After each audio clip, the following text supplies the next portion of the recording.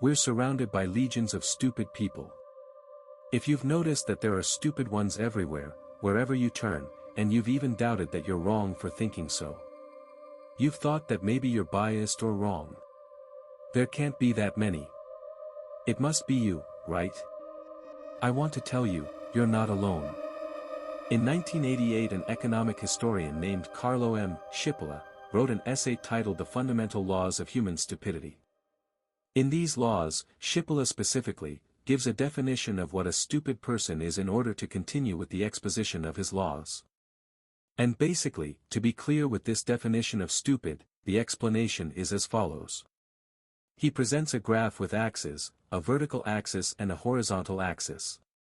On both the vertical and horizontal axes, it presents the consequences of actions.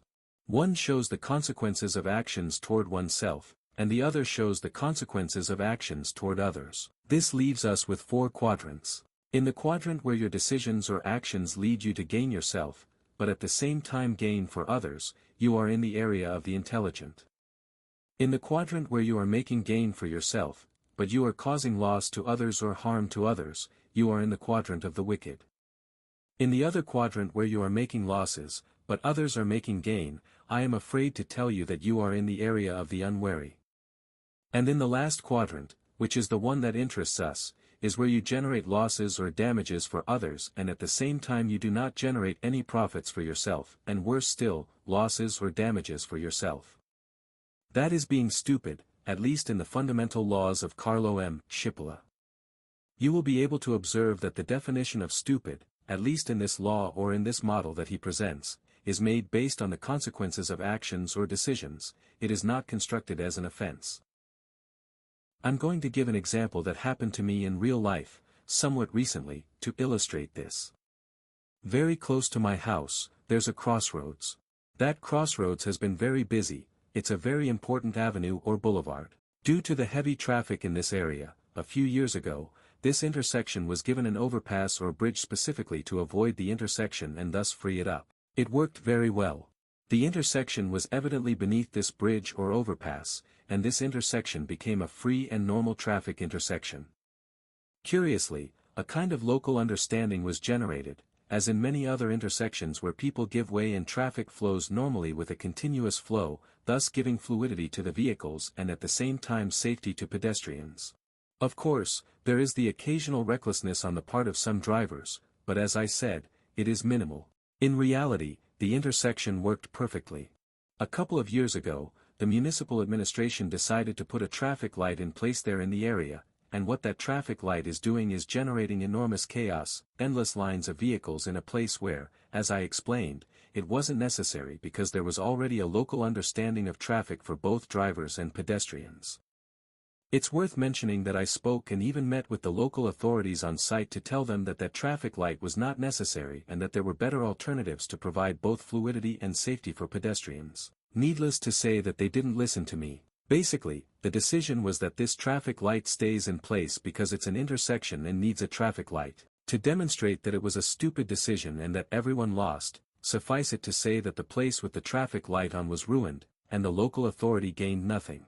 Fortunately, it's been raining for a couple of weeks now, and that traffic light had to be switched to flashing. As a result, things returned to normal, traffic was self-regulated, and everything is as it was before, as when there were no traffic lights.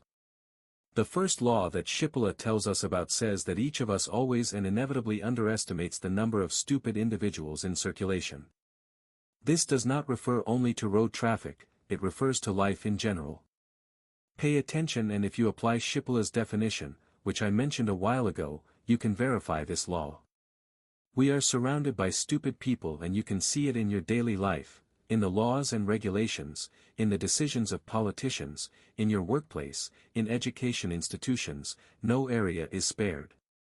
Lately I have been paying more attention, and I have observed that either there are more stupid people or they are present in more places where they cause harm. Maybe it's because I'm paying more attention or because of the excess of information that I noticed there are more examples. Have you noticed? At the beginning I mentioned that we are surrounded, and I didn't mean it figuratively.